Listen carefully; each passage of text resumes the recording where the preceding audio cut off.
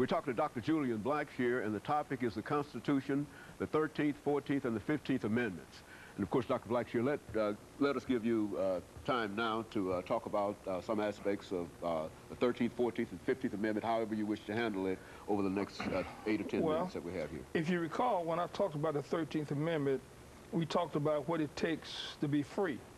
Well, that's one element to determine freedom in an English-speaking country. There's another element, and that is the ability to participate in a decision-making process that affects the quality of your life.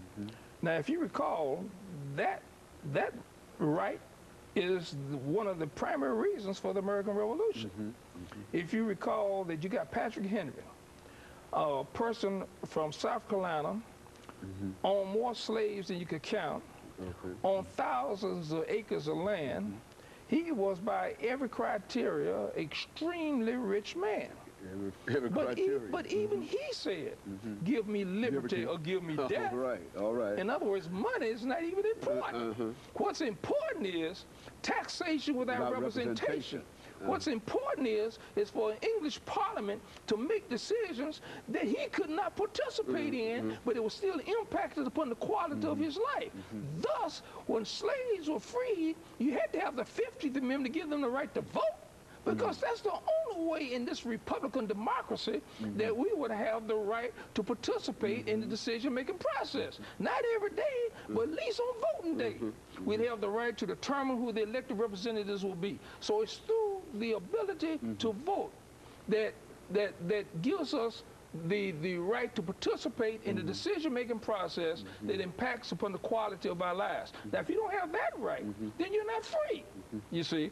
Now, equality, all slaves were equal, but none of them were free. So you need a Voters' Right Act. And the Voters' Right Act and the 15th Amendment never was enabled. It took the enabling statute to implement that constitutional right in the passage of the 1965 Voters' Right Act. Now we got some guarantees that black people can vote and therefore can participate in the decision-making process that impacts upon the quality of their lives, and now therefore they can be free. And so you say that the 15th Amendment was never enabled until 1965, Voting Right Act. Why don't you elaborate upon that?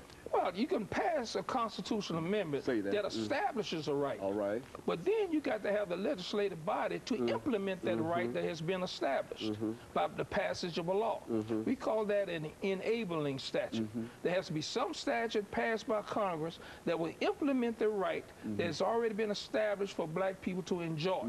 Now, until you have that enabling statute, you just got a right, but there's nothing to implement that right. And that didn't happen really until the Voters' Right Act of 1965. Well, now, what impact, since we're talking about voting, what impact did this have on the disfranchisement movement in the southern parts of the United States? Well, black people could not participate in the decision-making process. Therefore, they had no say-so as to who the elected representatives would be. And that's why you have in-number white sheriffs, white mayors, white representatives in government, and so forth and so forth and so on. But as soon as black people had the right to participate in the decision-making process by voting, then all of a sudden we got black mayors, where heretofore we didn't have any. All of a sudden we got black sheriffs, where heretofore we didn't have any. All of a sudden we got John Lewis and all the other congressmen that are black congressmen that represent various constituencies, both in the South and in the North. We got, even today, a black person is running for the highest office of the land. So if you didn't have that enabling statute, the Voters' Right Act of 1965, I'm not saying this still wouldn't exist, but the likelihood of it being exist will be lessened. You see, it's remote. You know, sometimes folks talk about Congress' ability to pass a reinforcement of this law. I forget the name that they use. Well, reinstating it. Reinstating the law. The law ordinarily expires upon a certain term, and then we want to reinstate the law, make sure that it doesn't expire, and keep it going, and so forth and so on.